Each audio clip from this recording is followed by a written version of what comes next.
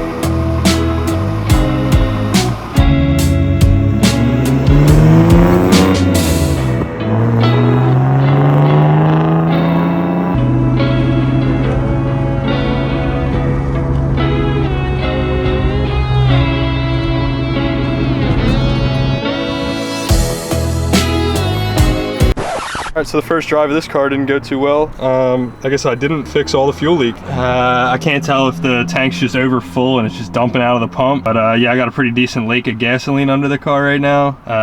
Of course, not good. Alright, so now I'm sponging the back of the tank out because it's full of gas and I don't have a siphon. So I've been here for like ever, trying to soak up all the gas in the back of this cap.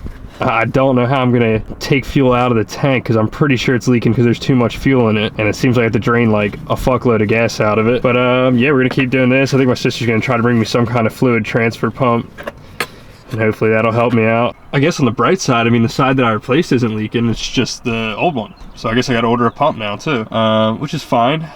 This is kind of what I didn't want to happen, but 100% expected it to happen on the first drive of this car. Yeah, I'm pretty sure this is the first time I filled it up all the way, and now look where we're at. Like I said, my sister's coming. Hopefully I have some kind of siphon device. Maybe I could pump some of this fucking gas out of it and at least get it home. Say it's properly overfilled when you're pushing down on it and fuel's coming out of the plug for the sending unit. The tank overfilled and started flooding the pump in the back.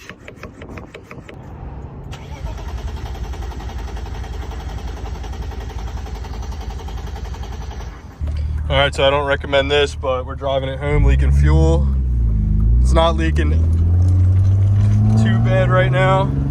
It's actually leaking out of the pin for the fuel pump. It's pumping fuel out of it. So I'm assuming once we get past a certain tank amount, it'll stop leaking, but hopefully this doesn't end in flames. If not, I did just install my fire extinguisher, so I guess this is a real life test.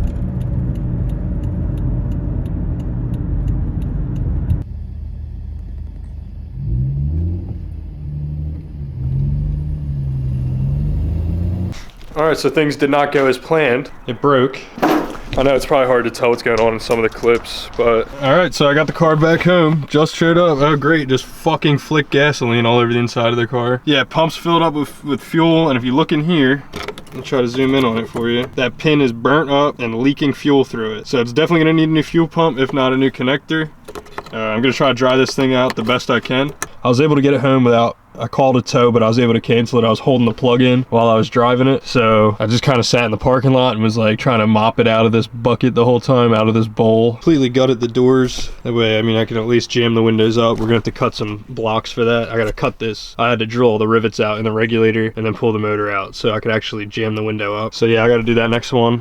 Car drove good. Everything felt all right. The only weird thing, of course, was the fuel pump. The steering still has like a little weird feeling, like on center, it feels like floaty, but then when it's loaded up, it feels better. So I don't know if that's my steering shaft U-joint or what. Other than that, car drove pretty good. Tires are kind of flat spotted from sitting for so long. I had to open all the windows and I opened the sunroof as far as it would go. I doubt it's ever gonna go back closed again, which is gonna suck, but I had to air the car out. I was pretty afraid of driving a rolling bomb the whole time. So yeah, I mean, Guess we're putting a fuel pump in the car next video. ABS light was on, check engine light was on, but it's missing an O2 sensor right now. Brake pad wear sensor is on, but one of the wires is dragging under the car, so I'm assuming that's it. Yeah, I was glad I was able to put a couple miles on it, even though they weren't the best miles. It's gonna help us out figuring out what needs to be done on the car. Also, I'm getting like kind of a feeling like one of my front rotors is warped, or the front rotors are warped, which is weird because they look newer. So we're gonna have to address that. I got a couple bulbs out around the car that I gotta get to. It's making a weird noise kind of when I start rolling away. I can't tell if the wheel bearing's starting to go or something's rubbing. I don't know, I gotta get it up in the air. But we did just hit 400 subscribers, so I am trying to buy a lens right now. I'm bidding on some on eBay. If you guys film with a wide lens, drop some comments, which one's the best. I'm looking at the Tamron 17-28, and I'm looking at the Canon 20mm with the 1.8 aperture. Yeah, and I'm trying to find some better way to film in-car videos. I think I'm gonna switch to my phone and use like a lav mic. But yeah, I mean, short little video today. I just wanted to get the car out, and I mean, it's not what I wanted to happen, but it was a good shakedown drive. I'm glad I didn't try to drive farther and that happened. Just gonna pull the car back in, and it's gonna be a wrap for this video.